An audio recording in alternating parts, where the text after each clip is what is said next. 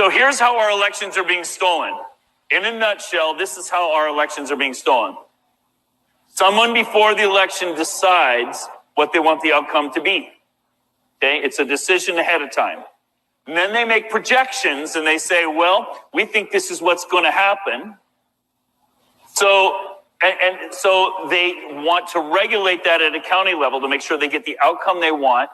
So what they do is they inflate the registration databases. Now, this is before the election and during the election and after the election, they're manipulating the database. But beforehand, they make an estimate of what they think is going to happen and they inflate the registration databases. So the beginning big hack, most of the hack of the election takes place at this point beforehand. They inflate the registration databases. The reason they do that is because it gives them a credit line of phantom voters. Think about it. It would be a really stupid cheat to have an election happen and then afterwards you count the ballots and they don't match the machine. That's too easy. A recount is too easy of a thing to catch. So what they do instead is they print a bunch of ballots and put them in. That way when the machines count the ballots, they don't have to cheat the machine. The machine's job then is not to flip votes, even though we do have cases with that. The machine's job is just simply to report progress. How are things going? Is it going as we predicted? If not, adjust it.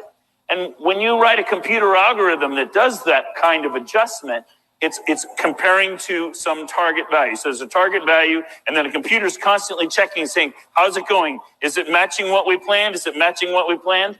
And then it's constantly making adjustments. So that's why the machines are so important. And yes, absolutely, the machines are connected to the internet. Okay. And then before the elections, they also have to program the machines. And just to tease it again, I've been going around the country talking to people in different states. And every once in a while, I come across a county clerk who says, oh no, Dr. Frank, we follow all the guidelines. Our elections are totally secure. So I bring out the data, I show them the evidence, and they're like, oh, we were hacked, huh? Yep, you were. And then they're not happy. They're very unhappy. And in several states now, across the country, people like that have said, hey, Dr. Frank, why don't you bring your team in and let's do a complete forensic audit of our machines? So you think that Maricopa is an audit? How would you like to do an audit where you have access to everything and nobody knows? We go in, we take complete images of all the machines, of all the digital software that are in them, of all the routers, of everything. Before, during, and after the election, we record the activity during the election, all of that at the bequest of the county people. We have those.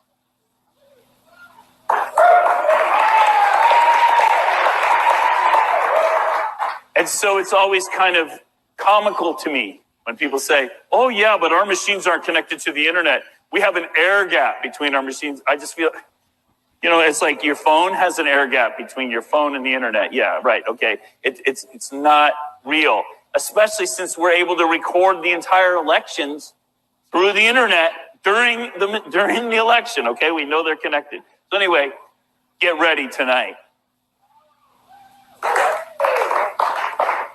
By the way, if someone knew that we had a complete recording of their election and it was going to expose a bunch of officials, what do you think might happen? Maybe we might have a few people that might want to come forward. Okay. Anyway, so before the election,